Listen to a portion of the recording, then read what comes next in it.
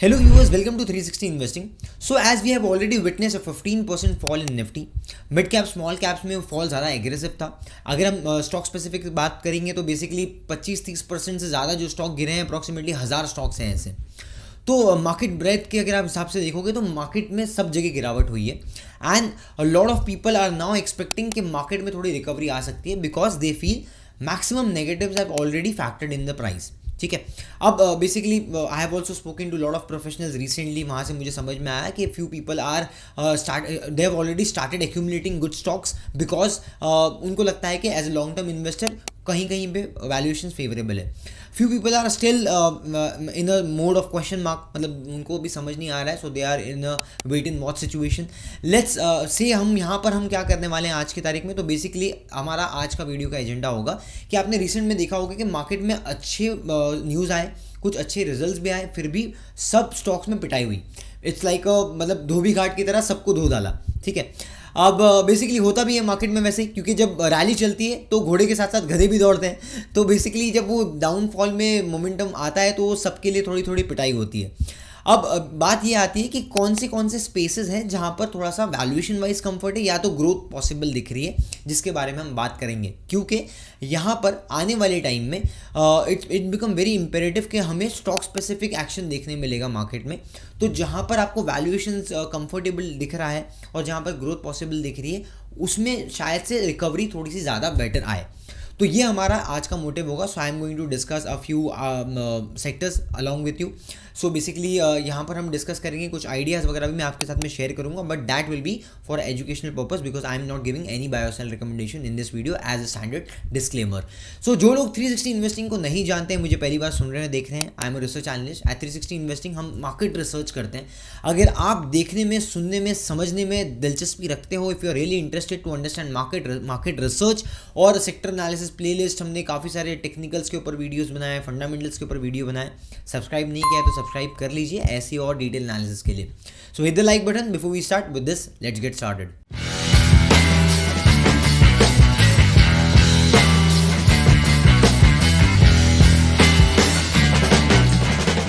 सो सबसे पहले सेक्टर जो हम यहाँ पर डिस्कस करेंगे, जो पिछले 2-3 साल से नहीं चला था because of the rural consumption was not picking up.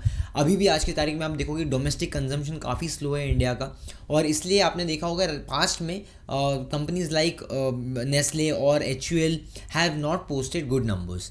अब बात आती है कि क्योंकि रिसेंट में हमने कंजम्पशन के लिए थोड़ा बहुत गवर्नमेंट ने यहाँ पर रिफॉर्म्स लेके आए, और क्या इसका इम्पैक्ट पड़ेगा, कितनी जल्दी ये रिकवरी हो सकती है.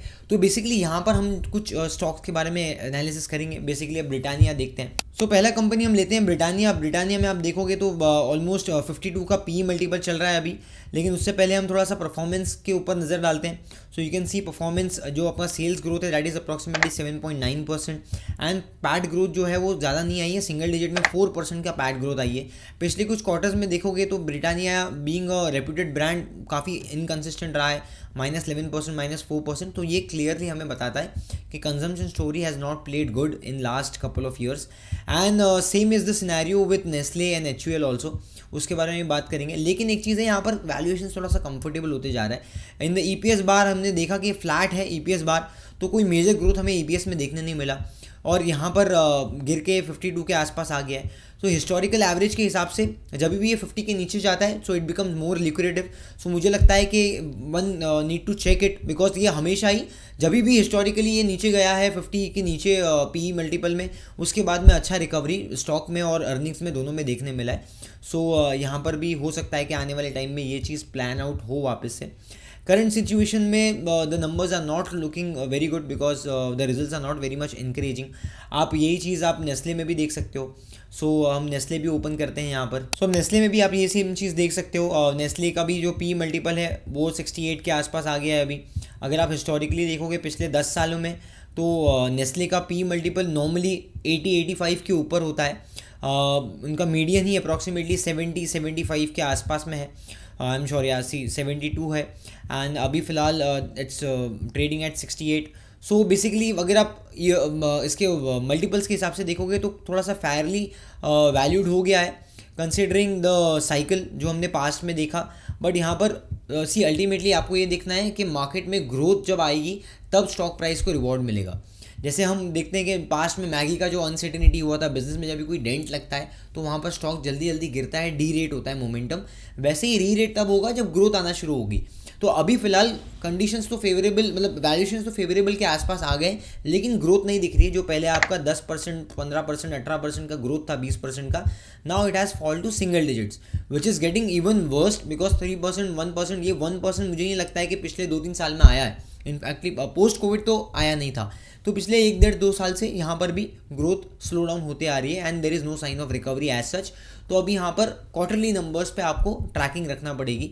एंड अगर आप यहाँ पर देखोगे तो 3 साल में ये कंपनी ने अप्रॉक्सीमेटली 22% सेल्स ग्रोथ किया है, 24% प्रॉफिट ग्रोथ किया है, लेकिन स्टॉक प्राइस में कोई मेजर हमें रिफ्लेक्शन देखने नहीं मिला।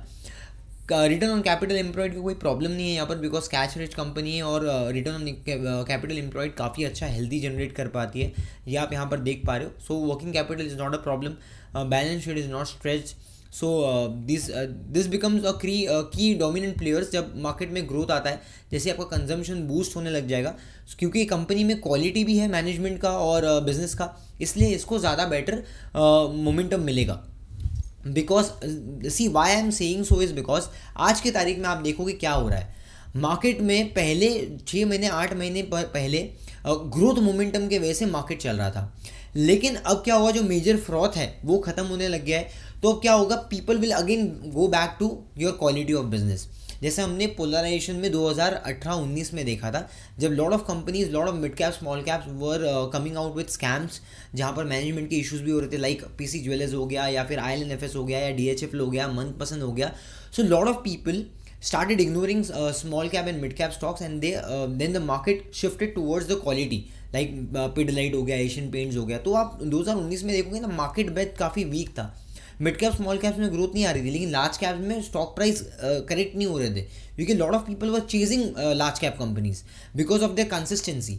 तो ये कंसिस्टेंसी खराब टाइम में ना वापस लोग बैक टू एवरेज ही जाते हैं, वापस से वो क्वालिटी के आसपास में जाके चेस करना जाएंगे। अगर यहाँ पर ग्रोथ मिसिंग होगा, जैसे कैपेक्स में ग्रोथ मिसिंग हो गया, ऐसा रेलवे में नहीं आएगा या डिफेंस में नहीं आएगा या इंफ्रा में नहीं आएगा, जैसे अभी कैपेक्स के थोड़े साइडवेज हो गया मोमेंटम, जो गवर्नमेंट ने कैपेक्स किया उसका ग्रोथ नहीं आया, वैसे ही कंपनीज में भी ग्रोथ रिफ्लेक्ट होना थोड़ा स्लो होने लग जाएगा and I think it has already started. तो बेसिकली वही चीज़ आपको बाद में मार्केट के डायमेंशंस को चेंज कर देती है। अब ये चीज़ आपको कुछ और स्टॉक्स में अगर हम देखेंगे तो बेसिकली FMCG कंपनीज़ में कुछ ऐसी भी कंपनी है जिन्होंने अच्छे रिजल्ट्स पोस्ट किए, जैसे कि अगर वरुण बेवरेजेस में आप देखोगे तो पिछले कुछ सालों से VBL काफ़ी अच्छे नंबर्स पोस्ट कर रहा था एंड यहाँ पर ये करंट टाइम्स में भी इन्होंने नंबर्स अच्छे पोस्ट किए हैं। 38% का सेल्स ग्रोथ का इन्होंने किया है, back by Gatorade, sting and all दो स्टफ्स। तो ये भी एक अच्छा है, लेकिन कैंपा कोला वगैरह का भी एक आने वाले टाइम में इनको स्ट्रॉन्ग कंपटीशन झेलने मिल सकता है, देखने मिल सकता है। सो बेसिकली ये भी मार्केट के सामने है। इनफैक्ट एक और चीज़ आप यहाँ पर देखोगे तो क्योंकि इन्होंने कुछ चीज़ें एक्विजिशन वगैरह की है, अब उनको साउथ अफ्रीका में लाइसेंस वगैरह भी मिला है, तो that has also positively resulted in the stock price momentum. लेकिन स्टॉक प्राइस में अगर आप देखोगे ना, पिछले कुछ टाइम से ट्रेंड यहाँ पर शिफ्ट होते हुए दिख रहा है। जो मार्केट ने आने वाले टाइम की जो फॉरवर्ड लुकिंग में पॉजिटिविटी जो मार्केट देख रही थी, हो सकता है कि VBL के इन्वेस्टर्स या मार्केट ने VBL के लिए वो पॉजिटिव मोमेंटम आने वाले टाइम में देखा नहीं है, इसीलिए या फिर वो एक्सपेक्ट कर रहे हैं कि इतना ग्रोथ नहीं आएगा, इसलिए यहाँ पर थोड़ा सा मोमेंटम डाउनवर्ड्स में देखने मिला। So as of now the stock has already corrected from 650 levels downwards towards 470-450 levels के आसपास आ गया है। अभी ये फिलहाल नेगेटिव मोमेंटम में, तो यहाँ पर कोई बॉटम फॉर्मेशन नहीं हुआ है। So you need to keep it in mind कि अभी यहाँ पर बॉटम फॉर्मेशन नहीं हुआ है। सो फेवरेबल वैल्यूएशन फेवरेबल किसी के लिए हो सकता है, लेकिन आई डोंट थिंक सो। अभी थोड़ा सा मुझे लगता है कि यहाँ पर भी एक वेट एंड वॉच सिनेरियो होगा, बट नंबर्स यहाँ पर ओवरऑल अच्छे हैं बिकॉज FMCG कंपनीज में या फिर कोल्ड ड्रिंक वाली कंपनीज में यू डोंट सी रेगुलरली कि आपको 20-25% का कंसिस्टेंटली ग्रोथ आता है, that VBL already has delivered. तो बेसिकली ये अब एक और स्टॉक है जो आप अपने किटी में वॉच लिस्ट में ऐड कर सकते हो। एंड अपार्ट फ्रॉम दैट अगर हम कंजम्पशन स्टोरी में बात करेंगे, सो कुछ कंजम्पशन स्टोरी में जैसे QSR चेन हो गया, राइट, तो वेस्ट लाइफ वगैरह, ये भी एक I think it's one kind of demographics को आप अगर देखना चाहते हो तो एक और बिजनेस मॉडल है जिसको आप देख सकते हो कि भाई कंजम्पशन कैसा कर रहा है पूरे इंडिया में। तो बेसिकली यहाँ पर भी वेस्ट लाइफ की अगर हम बात करते हैं तो वेस्ट लाइफ में भी you will see this cyclicality of the business. आप आराम से यहाँ पर देख पाओगे कि सेल्स ग्रोथ 2021 के बाद से 50%, 100%, 50%, 20-30% के आसपास आ रही थी। That has gone down toward single digit. तो 7%, 1%, 0.2%, तो ये ग्रोथ पे आपको बड़ा मोमेंटम स्टॉक में देखने नहीं मिलेगा। And this is not only with the case with Westlife. आप देवयानी में भी देखोगे तो वहाँ पर भी नंबर्स बहुत इंकरेजिंग नहीं है। And this business model is a part of your consumption cycle. जैसे अगर हम कंजम्पशन में और भी चीज़ें देखते हैं, जैसे अगर आप डी मार्ट वगैरह देखोगे उसके भी नंबर्स कुछ खास नहीं है, राइट। अगर हम IRCTC में देखेंगे तो वहाँ पर भी कुछ कंस्ट्रेंट्स है, इसके वजह से वहाँ पर भी ग्रोथ नहीं आ रही है। लेकिन जब आप कंजम्पशन में देखते हो तो ये मेजर चीज़ें होती हैं, बिकॉज ये एंड यूजर्स हैं यहाँ पर जैसे कि हम और आप आम इंसान एंड यूजर्स यहाँ पर बाइंग करते हैं। मैकडोनल्ड्स में कौन जाएगा या पिज़्ज़ा हट में आपका पिज़्ज़ा कौन खाएगा, या फिर बेसिकली अगर आप देखो डी मार्ट शॉपिंग आम जनता जाती है करने के लिए। Apart from that there are things like, जब हमने बात की FMCG में नेस्ले हो गया या फिर आप ब्रिटानिया हो गया। सो जब ये सब FMCG में आपकी ग्रोथ नहीं आ रही है तो डेफिनेटली 1-2-3 अलग अलग सेक्टर्स जो मेजरली मासेस के ऊपर डिपेंडेंट है उसमें भी ग्रोथ नहीं आ रही है। सो जैसे ही आपको 1-2 क्वार्टर में यहाँ पर ग्रोथ देखने चालू होगी, वहाँ पर आपको हो सकता है कि मोमेंटम भी देखने मिले। सो अब फेवरेबल हो गया कि मतलब कुछ कुछ जगह पे यहाँ पर काफ़ी valuation favourable, but you need to watch out for the growth part. Now one more interesting sector that I am looking forward for is banking. मैंने बहुत बार बैंकिंग के बारे में बात किया है। इनफैक्ट सेक्टरल एनालिसिस के अंदर आपको पूरा एक प्लेलिस्ट मिल जाएगा, उसमें बैंकिंग का भी वीडियो है। और बैंकिंग को आपको पूरा डिटेल में समझना है कि भाई कौन से अलग अलग टाइप्स होते हैं बैंकिंग में भी, because they are private banks, PSU banks होते हैं, फिर माइक्रो लेंडिंग स्पेस होता है वहाँ पर, और उसके अंदर भी कमर्शियल लेंडिंग वगैरह भी होती है। बिकॉज जैसे कि अगर आप या फिर व्हीकल लेंडिंग होती है ट्रांसपोर्टेशन वगैरह में। So they are lot of things, secured lending, unsecured lending, और इसका एक पूरा चेन है। तो पूरा वैल्यूएशन हमने वहाँ पर एक्सप्लेन किया है, तो वो आप देख सकते हो। लेकिन बैंकिंग स्पेस में अगर आप देखोगे तो stocks are really very much attractive, like for something like HDFC bank हो गया।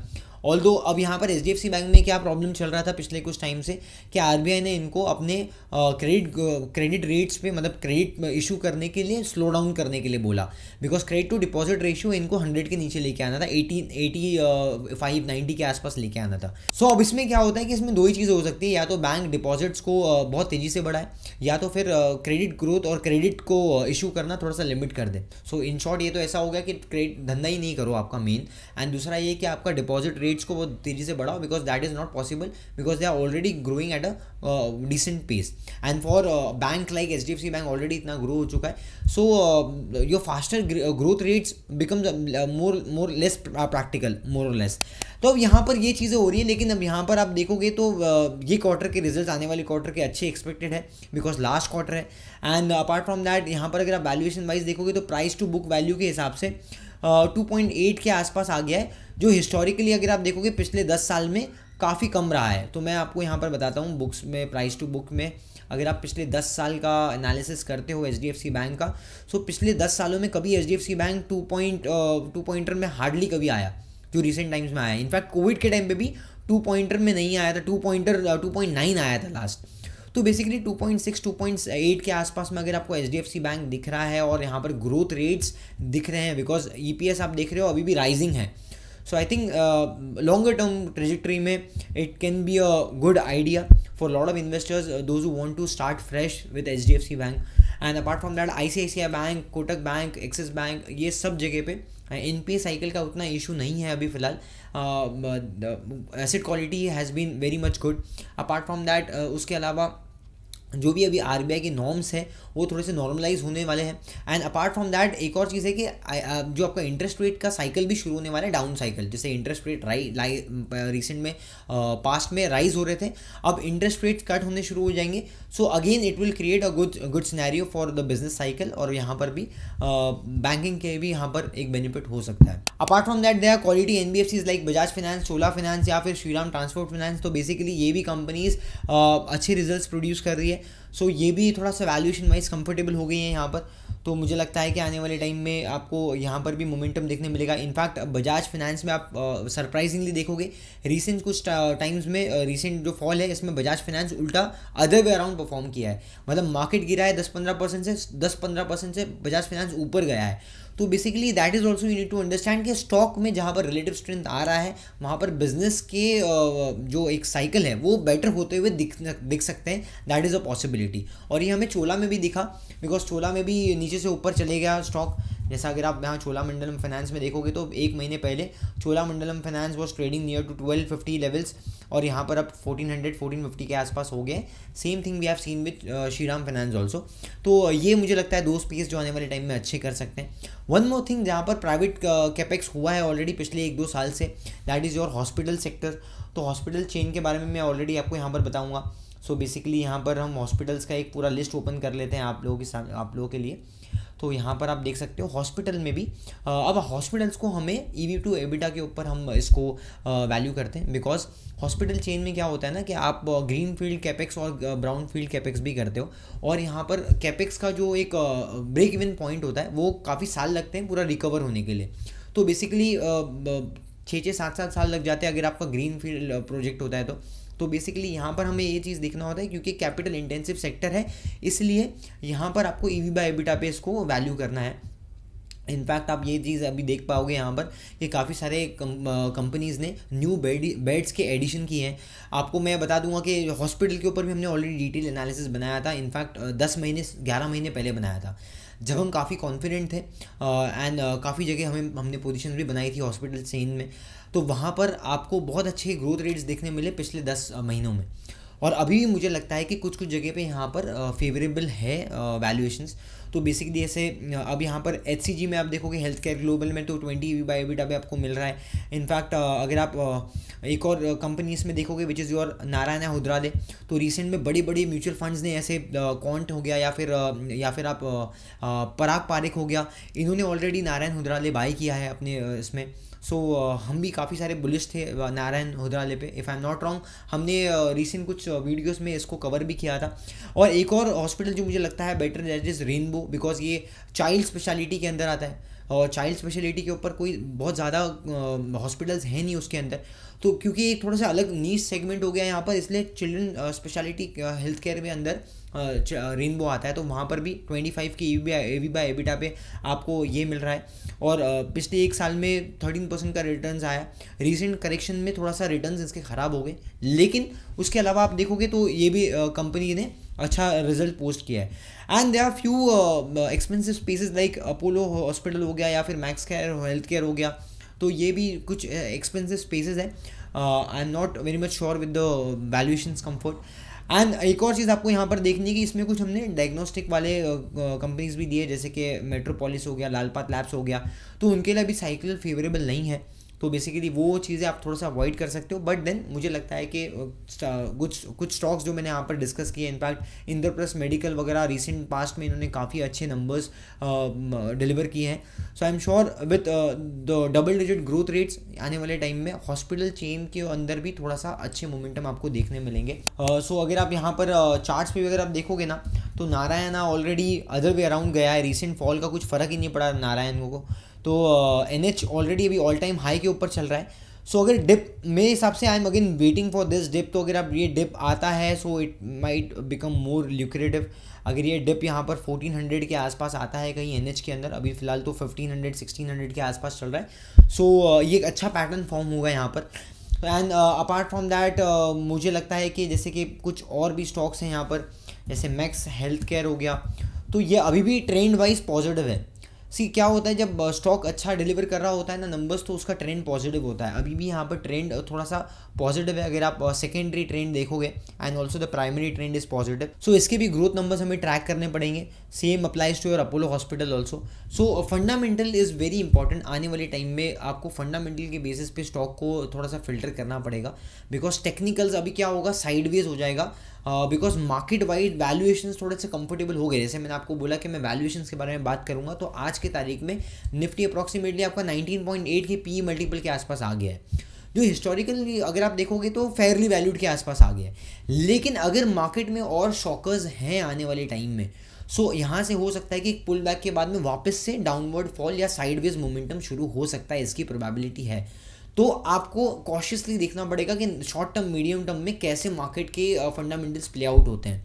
सो उसको आपको डेटा भी ट्रैक करना पड़ेगा, यूएस वगैरह में क्या हो रहा है ये भी देखना पड़ेगा, एंड अर्निंग्स का ग्रोथ रेट वापस रिकवर होना it's the key for the markets. Because इससे पहले हम कौन से लिवर्स पे ड्राइव कर रहे थे मार्केट को, एक तो अर्निंग्स ग्रोथ अच्छी आ रही थी एंड हमारा री रेटिंग बढ़ते जा रहा था। लेकिन अभी अब देखोगे अर्निंग साइकिल डाउनग्रेड होना शुरू हो गया, काफ़ी सारे ब्रोकरेज एस्टिमेट्स कट करने लग गए अपने अर्निंग्स को। एंड एक और चीज़ यहाँ पर हुई है कि आपका जो ट्रेड टैरिफ्स वगैरह वो पहले नहीं थे, 1-2 क्वार्टर पहले, वो अब वो भी आ गए हैं लाइमलाइट में। तो स्लो कंजम्पशन ग्रोथ तो था ही इकोनॉमी में, उससे अलावा कैपेक्स का जो है हमारा ग्रोथ, जो आप एक्चुअली जीडीपी ग्रोथ को ड्राइव कर रहा था, वो फ्लैट हो गया है। तो अब यहाँ एडिशनल ड्राइवर नहीं है ग्रोथ के लिए, और अर्निंग्स भी आपके साइडवेज मोमेंटम होने लग गई है। तो बेसिकली ये चैलेंजेस हैं मार्केट में जो अगले 1-2 क्वार्टर में परसिस्ट करेंगे, मुझे ऐसा लगता है अभी भी, और इसलिए आई am not very much bullish on Nifty. हाँ, निफ्टी में इमीडिएट रेजिस्टेंस जो आपको ऊपर दिख सकता है, दैट इज क्लोज टू 25,000 या फिर 23,700 का भी एक रेजिस्टेंस आपको देखने मिल सकता है। ये दोनों की लेवल्स होंगे, आप नोट कर सकते हो। If you are really excited कि आने वाले टाइम में क्या होगा, तो आप इसको नोट करके रखिए। Okay, so I am sure you might have got lot of ideas and lot of learnings from this session. Hope you enjoyed it. अगर आपको पसंद आया तो do hit the like button and also let us know your key learnings in the comment section. And आपकी कुछ thesis होंगे या कुछ आपके इनपुट्स होंगे तो हमारे साथ में कमेंट्स में शेयर कीजिए, so that entire viewer of 360 investing can benefit out of it. आने वाले टाइम में ऐसी इंटरेस्टिंग रिसर्च वीडियोस देखने के लिए 360 इन्वेस्टिंग को फॉलो कीजिए and share with your friend, family members and relatives. तो मिलते हैं अगले वीडियो में। Till then keep learning, keep doing 360 investing, because hope is not.